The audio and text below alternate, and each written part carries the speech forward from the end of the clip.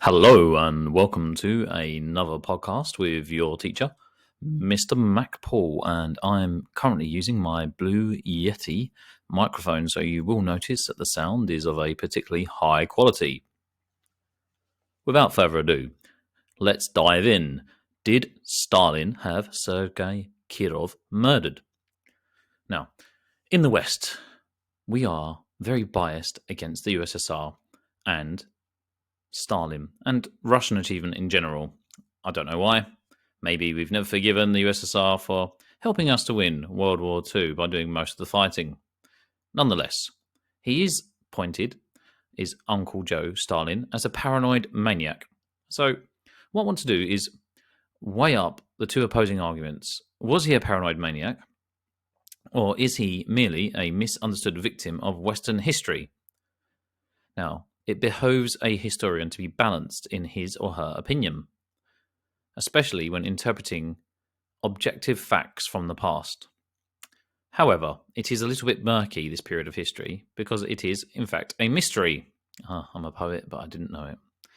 So let's get stuck in. So the arguments are that Stalin, out of a simple petty jealousy due to Kirov's great oratorical abilities and party popularity, killed one of his best friends.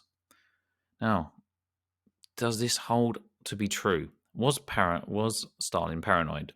Well, I think Stalin was very paranoid. But does this extend to that level of ruthlessness? Was he that ruthless? He was certainly very ruthless with his enemies. But Stalin was known to be very fatherly or avuncular, that means like an uncle, to his loyal followers.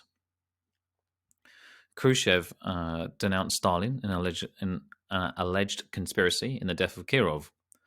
So let's look on the other side. Misunderstood victim of Western history.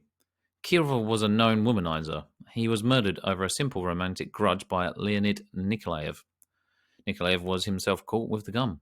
Stalin often went swimming with Kirov every week, and their families socialized together in their dakas. So a daka is a second house, which many Russians have in the countryside. Kirov was very loyal to Stalin, making speeches denouncing Stalin's enemies, including Tomsky, Zinoviev, and Kamenev. Stalin was also a pallbearer at Sergei Kirov's funeral. So do these facts add up to you? Or can these arguments that Stalin was a misunderstood victim of Western history just simply be swiped to the side because of his paranoia and his zest for purging? Did he merely sacrifice his best friend or one of his most loyal followers just so he could purge the rest of his party due to his paranoia? These are arguments which you're going to have to balance and weigh up as a historian. So moving forward, Khrushchev very much suspected Stalin in his involvement. Sorry, just messing around with the slides there. His involvement with the death of Kirov. And we have to weigh this up. Why was this? Now, sorry, I'm going to get to the right slide in a second.